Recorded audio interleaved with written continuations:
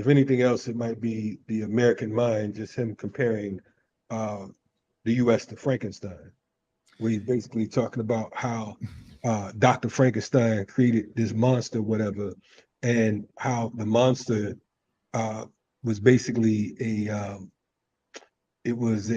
extension of Dr. Frankenstein's warped mind, of his narcissism, of his insanity, so on and so forth, his delusions, and then eventually, when the monster realized what was what, it drove him crazy. He drove him mad, and he started bugging out. That is what, and that's a great analogy for the United States, because you're talking about how, and even we even called the monster Frankenstein. Right, we got that backwards. Yeah, but Dr. Frankenstein was the doctor. But we got it backwards here in America as well, because of the fact that we call ourselves Americans. You know what I'm saying? We're a creation of the monster. The monster was the United doctor States, of America. We are the victims, and now we're going mad. You know what I'm saying? Because we're realizing what's what. And that's what maybe Chris Dorner might have did. Talk about his manifesto. But go ahead. I'm very glad you brought that up, because I did queue up. If we can, I'd like to share this little clip from our video mixtape that talks about this piece right here. And you can hear, first of all, again, shout out to Bashi Rose on the editing and the visuals, but you can hear David Johnston in being one of George's comrades narrating this piece real quick. So just a couple seconds here of this from our video mixtape, which is linked in the show description if you want to watch. But this was the section on that point right there. It was the only course of action that could have been taken to demonstrate that we're not going to allow you to just kill us, without some kind of repercussions, And like I said, it's one of the things, George talks about in his book, Blood in My Eye. He talks about Frankenstein's monster.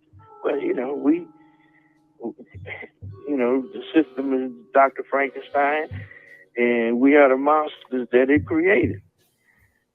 But that's no different than the system in general. I mean, America has created a lot of Frankensteins. They go by different names: Noriega in Panama, Osama bin Laden. Now we got ISIS, and they've created a lot of monsters. And we see the same thing applied to us. On a micro level, they created monsters. And the result of their creations, that all the violence and conflict that erupted took place in the prison system. Anyway, just a little clip there. I never saw that. I gotta go back and check out the mixtape, man. I'm sleeping on the job, man. I don't remember that part, but it's excellent that you actually had it queued up. You know what I mean? That was because it is the analogy is wild, but it's so clear. You know what I'm saying? So we're all like mini Frankensteins, right?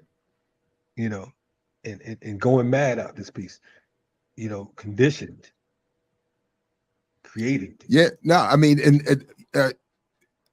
absolutely. So as he says,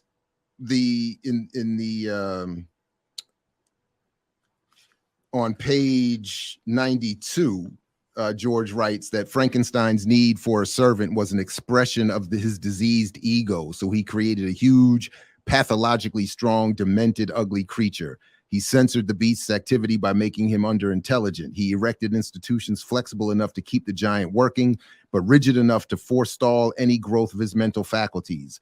A brain was grudgingly attached to the beast to provide a way for it to act. The beast worked and fought the enemies of his creator. The beast was content to watch the creator flourish. He lived through his creator, and when he finally saw himself as he was, he went mad. Right. And George, George was pun intended a beast.